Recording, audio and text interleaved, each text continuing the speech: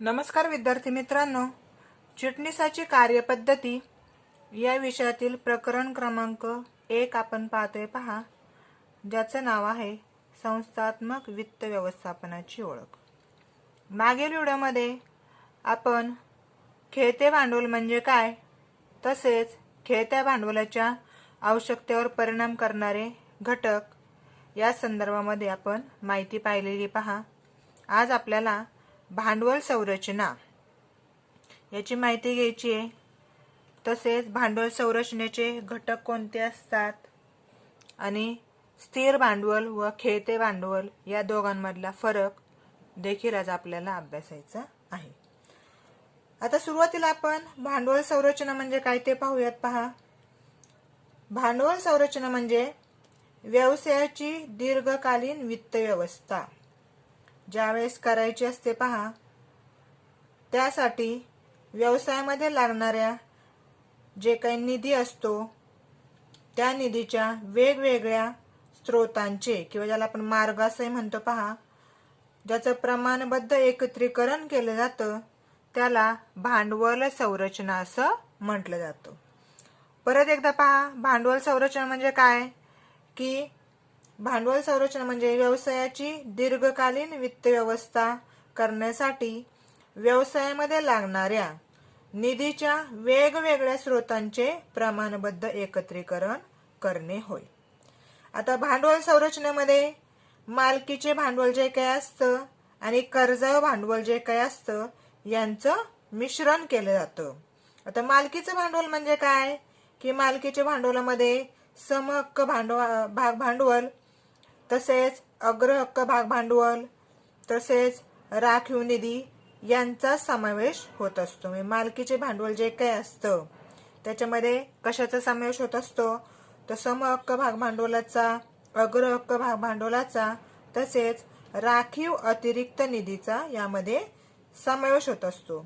आणि कर्जाऊ भाग भांडवल म्हणजे काय की ज्यामध्ये ज्या काही बँका असतील किंवा इतर वित्तीय संस्था असतील त्यांच्याकडनं घेतलेली जी काही दीर्घ मुदतीची कर्जे असतात, तसेच कर्ज रोखे असतील किंवा बंधपत्रे, ठेवी इत्यादींद्वारे प्राप्त केलेला जो काही निधी असतो त्यांचा समावेश कर्जाऊ भांडवलामध्ये केला जातो।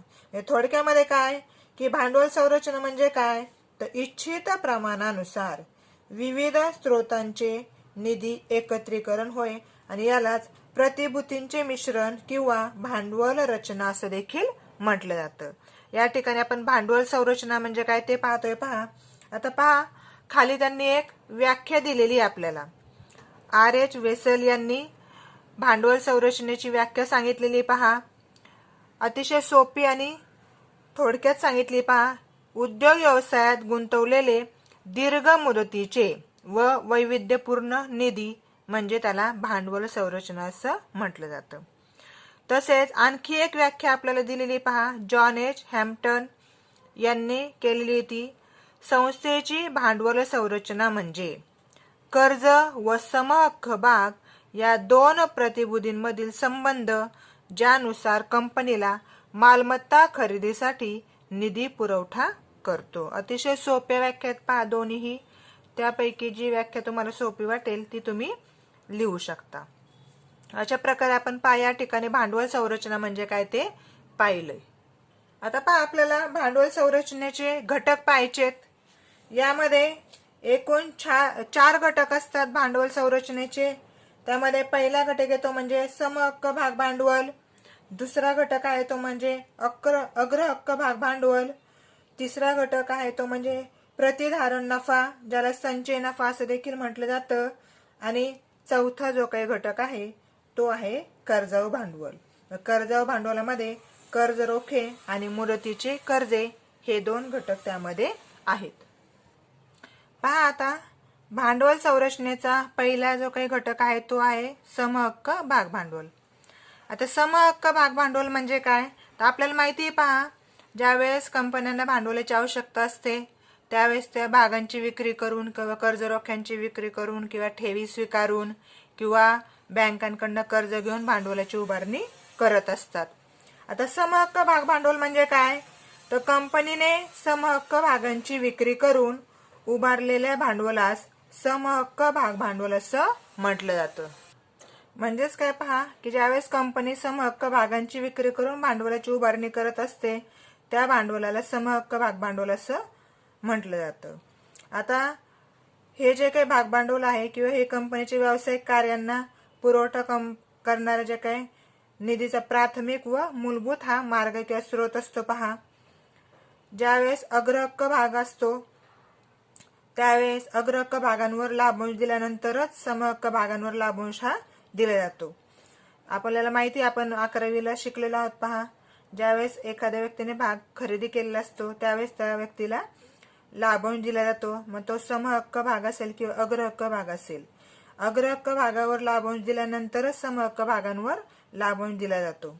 कंपनीचं ज्यावेळेस विसर्जन होत असतं किंवा ती कंपनी बंद होत असते त्यावेळेस अग्रहक्क भागधारकांना भांडवलाची परतफेड केल्यानंतरच समहक्क भागधारकास भांडवलाची परतफेड केली जाते. समहक्क भागांवर दिला जाणारा लाभांशाचा दर हा अस्थिर व बदलणारा असतो. लक्षात ठेवायचं, समहक्क भागांवर जे काही लाभांश दिला जातो तर त्याचा दर हा बदलणारा असतो किंवा अस्थिर असतो आणि हा दर कंपनीच्या नफ्याच्या प्रमाणावर अवलंबून असतो. आपण भांडवल संरचनेचे घटक पाहतोय पहा. त्यामध्ये पहिला घटक आपण पाहिला या ठिकाणी समहक्क भाग भांडवल. त्याच्यानंतर दुसरा घटक आहे पहा तो म्हणजे अग्रहक्क भाग भांडवल. आता अग्रहक्क भाग भांडवल म्हणजे काय की कंपनी ज्यावेळेस अग्रहक्क भागांची विक्री करते आणि भांडवलाची उभारणी करते त्याला अग्रहक्क भाग भांडवल असं म्हटलं जातं.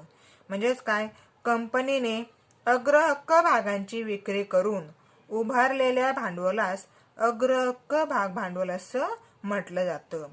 या भागांना देखील लाभांश दिला जातो.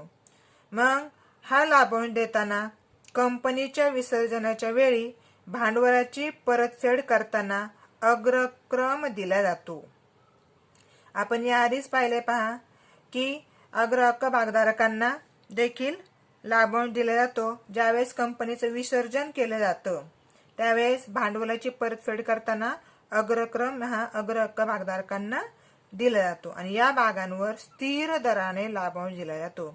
जसं समहक्क भागधारकांना जो लाभांश दिला जातो त्याचा दर हा अस्थिर असतो आणि अग्रहक्क भागधारकांना ज्यावेळेस लाभांश दिला जातो त्याचा दर मात्र स्थिर असतो. हे लक्षात ठेवायचंय पहा. आपण भांडवल संरचनेचे घटक पाहतोय त्यामधला आपण पहिला घटक पाहिला तो म्हणजे समहक्क भाग भांडवल. दुसरा घटक आहे तो म्हणजे अग्रहक्क भाग भांडवल आणि तिसरा घटक आहे पहा तो म्हणजे प्रतिधारण नफा, ज्याला संचयी नफा असं देखील म्हटलं जातं. आता प्रतिधारण नफा म्हणजे काय की प्राप्त झालेल्या नफ्यातील जो भाग कंपनी भावी वित्तीय गरजा भागवण्यासाठी आणि व्यवसायाच्या विस्तृतीकरणासाठी व सुधारणेसाठी राखून ठेवते त्या नफ्यातील भागाला प्रतिधारण नफा असं म्हटलं जातं. आता आपल्याला माहिती आहे पहा, ज्या काही मोठमोठ्या कंपन्या असतात, जे उद्योग समूह असतात त्यांचा मुख्य उद्देश हा जास्तीत जास्त नफा मिळवणे हा असतो. मग ज्यावेळेस कंपन्यांना नफा होत असतो त्या नफ्यामधूनच त्या काय करत असतात, लाभांशाचं वाटप करत असतात आणि काही नफा हा त्या कंपनीचा विस्तार करायचा असेल, सुधारणा करायची असेल किंवा आणखी काही गरजा भागवायच्या असतील तर त्याच्यासाठी ती राखून ठेवत असते आणि त्या नफ्यातील भागाला प्रतिधारण नफा असं म्हटलं जातं. ज्यावेळेस निधी उभा करण्याचा हा एक अंतर्गत स्रोत आहे, म्हणजे कंपनीमध्ये ती काय करत असते, निधी त्या मार्गाने उभा करत असते. याला नफ्याची पुनर्गुंतवणूक असं देखील म्हटलं जातं. निधी उभारण्याचा हा जो काही अंतर्गत मार्ग आहे किंवा स्रोत आहे तो फक्त योग्य रीतीने पूर्णपणे स्थापित व कार्यरत असलेल्या व भरपूर प्रमाणात नफा कमावणाऱ्या कंपनीकडेच उपलब्ध असतो. म्हणजेच काय की ज्या कंपन्यांना जास्त नफा होतो अशा कंपन्या अशी नफ्याची पुनर्गुंतवणूक करू शकतात. म्हणजे त्यांचा नफ्याचं प्रमाण हे जास्त असणं गरजेचं आहे.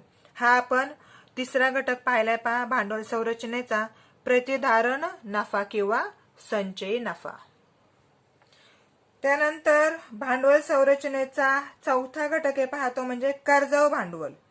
आता कर्जाऊ भांडवल म्हणजे काय की कंपनी जे भांडवल कर्जवू प्रतिभूतींची विक्री करून गोळा करते.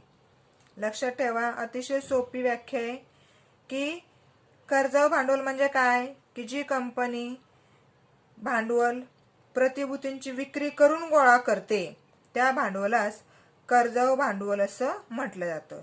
आता कर्जवू भांडवलामध्ये दोन बाबींचा समावेश होत असतो पहा. त्यातली पहिली बाब आहे ती म्हणजे कर्ज रोखे आणि दुसरी बाब आहे ती म्हणजे मुदतीची कर्जे. आता कर्ज रोखे म्हणजे काय आपल्याला माहिती पहा. कंपनीने कर्ज घेतल्यानंतर नाममुद्रेसह निर्गमित केलेला दस्तऐवज ज्यामध्ये कर्ज घेतल्याची कबुली असते त्या दस्तऐवजाला कर्ज रोखे असं म्हटलं जातं. कर्ज रोखे म्हणजे एक प्रकारे समोरच्या व्यक्तीकडनं कंपनीने घेतलेलं एक प्रकारचं कर्ज असतं आणि त्या कर्ज रोख्यावर त्या कंपनीला काय करावं लागतं, कर्ज रोखेधारकाला व्याज द्यावं लागतं. कंपनी ही कर्ज रोख्यांवर निश्चित किंवा स्थिर दराने व्याज देत असते. त्याच्यानंतर दुसरं कर्ज भांडवल आहे ते म्हणजे मुदतीची कर्जे. यामध्ये मग ज्या काही कंपन्या असतात त्या बँका व इतर ज्या काही वित्तीय संस्था असतात अशा संस्थांकडून अल्प कालावधीसाठी तसेच दीर्घ कालावधीसाठी कर्ज घेत असतात आणि अशा कर्जावर देखील कंपनीला निश्चित किंवा स्थिर दराने व्याज द्यावं लागत असतं आणि यालाच आपण भांडवल संरचना असं म्हणतो. यामध्ये पहा आपण भांडवल संरचनेची व्याख्या पाहिलेली आहे. तसेच भांडवल संरचनेचे 4 घटक पाहिलेले आहेत. त्याच्यामधला पहिला घटक आहे तो म्हणजे समहक्क भाग भांडवल, दुसरा आहे तो म्हणजे अग्रहक्क भाग भांडवल, तिसरा घटक आहे तो म्हणजे प्रतिधारण नफा आणि चौथा आहे तो म्हणजे कर्जवू भांडवल. यामध्ये आपण कर्ज रोखे आणि मुदतीची कर्जे हे पाहिलेले. त्यानंतर आपल्याला पहा स्थिर भांडवल आणि खेळते भांडवल या दोघांमधला फरक देखील या ठिकाणी अभ्यासायचा आहे. पहा आता कुठलाही फरक लिहिताना आपण सुरुवातीला त्याचा अर्थ किंवा व्याख्या लिहित असतो. पहा त्याच्यामध्ये स्थिर भांडवलाचा अर्थ आपण पाहणार आहोत. पहा आता स्थिर भांडवल म्हणजे काय, की कोणत्याही प्रकारची स्थिर मालमत्ता किंवा संपत्ती म्हणजे स्थिर भांडवल. याच्यामध्ये जमीन असेल किंवा इमारत असेल किंवा फर्निचर किंवा यंत्रसामग्री ही उदाहरणं लक्षात ठेवायची पहा स्थिर भांडवलाची. स्थिर भांडवल म्हणजे काय, कोणत्याही प्रकारची स्थिर मालमत्ता किंवा संपत्ती होय. अतिशय सोपा अर्थ आहे पहा. तसंच आता खेळतं भांडवल म्हणजे काय, की खेळतं भांडवल म्हणजे एकूण चालू मालमत्तेची बेरीज होय. खेळतं भांडवल म्हणजे काय, की जी काही चालू मालमत्ता असते त्याची बेरीज म्हणजे खेळतं भांडवल. त्याच्यानंतर आता आपल्याला स्वरूप बघायचे पहा. स्थिर भांडवलाचं स्वरूप कसं असतं आणि खेळतं भांडवलाचं स्वरूप. आता स्थिर भांडवल जे काही असतं ते व्यवसायामध्ये जवळजवळ कायमस्वरूपी राहतं. आपण उदाहरण पाहिलं होतं पहा, जमीन किंवा इमारत किंवा फर्निचर किंवा यंत्रसामग्री हे आपण एकदाच घेतो की नाही, सारखं सारखं म्हणजे घेतो का, नाही घेत. म्हणजे घेतो पण लगे लगे घेत नाही, लक्षात ठेवा. म्हणजे कायमस्वरूपीचे असतं पहा हे स्थिर भांडवल. परंतु खेळतं भांडवल जे काही असतं ते बदलत असतं पहा. खेळतं भांडवल हे अभिसरण भांडवल असतं. म्हणजे त्याच्यामध्ये खेळतं भांडवलामध्ये कच्चा माल वगैरे असतो पहा, जे सतत बदलत असतं. तसं स्थिर भांडवल हे कायमस्वरूपी राहत असतं. त्याच्यानंतर आता आपण कारण पाहणार आहोत पहा. स्थिर भांडवलाचं कारण का गुंतवलं जातं, हे भांडवल स्थिर संपत्तीमध्ये गुंतवलं जातं. स्थिर भांडवल कशामध्ये गुंतवलं जातं तर स्थिर संपत्तीमध्ये. त्याच्यामध्ये मग जमीन, इमारत, फर्निचर, यंत्रसामग्री हे उदाहरण आहेत पहा स्थिर संपत्तीचे. आणि खेळतं भांडवल कशामध्ये गुंतवलं जातं तर खेळतं भांडवल हे अल्प मुदतीच्या मालमत्तेमध्ये गुंतवले जातं. उदाहरणार्थ रोकड, मालसाठा, उधारी, कच्चा माल वगैरे हे उदाहरणं लक्षात ठेवायचे. त्याच्यानंतर स्त्रोत किंवा मार्ग म्हणजे स्थिर भांडवल कुठून आपण उपलब्ध करू शकतो आणि खेळतं भांडवल कुठून उपलब्ध करू शकतो. स्थिर भांडवल जे काही आहे त्याचे स्त्रोत आहेत भाग, कर्ज रोखे, दीर्घ मुदतीचे कर्ज, बंधपत्रे या मार्गाने स्थिर भांडवलाची उभारणी करता येते. आणि खेळतं भांडवल कुठून गोळा केलं जातं तर खेळतं भांडवल हे अल्प मुदतीचे कर्ज, ठेवी, व्यापारी कर्जे इत्यादी मार्गाने उभे केले जाते. त्याच्यानंतर गुंतवणूकदाराचं ध्येय काय असतं तर भविष्यामध्ये नफा कमावण्याच्या उद्देशाने गुंतवणूकदार हा स्थिर भांडवलामध्ये पैसा गुंतवत असतो. स्थिर भांडवलामध्ये गुंतवण्याचा उद्देश काय असतो गुंतवणूकदाराचा? तर भविष्यामध्ये त्यांना नफा कमवायचा असतो आणि त्या उद्देशाने ते गुंतवणूकदार काय करत असतात? स्थिर भांडवलामध्ये पैसे गुंतवत असतात. तसंच मग खेळत्या भांडवलामध्ये पैसा गुंतवण्याचा काय उद्देश असतो? तर त्वरित परतावा मिळवण्याच्या उद्देशाने गुंतवणूकदार हे या खेळत्या भांडवलामध्ये पैसे गुंतवत असतात. आणि शेवटचा घटक पहा, जोखीम. स्थिर भांडवलातील गुंतवणूक ही जोखमीची असते, कारण ती जास्त कालावधीसाठी ती गुंतवणूक केली जाते पहा. आणि खेळते भांडवल जे काही असतं तर खेळत्या भांडवलातील गुंतवणूक ही कमी जोखमीची असते. अशा प्रकारे पहा आपण आज भांडवलाची संरचना तसेच स्थिर भांडवल व खेळते भांडवल या दोघांमधला फरक अभ्यासलेला आहे.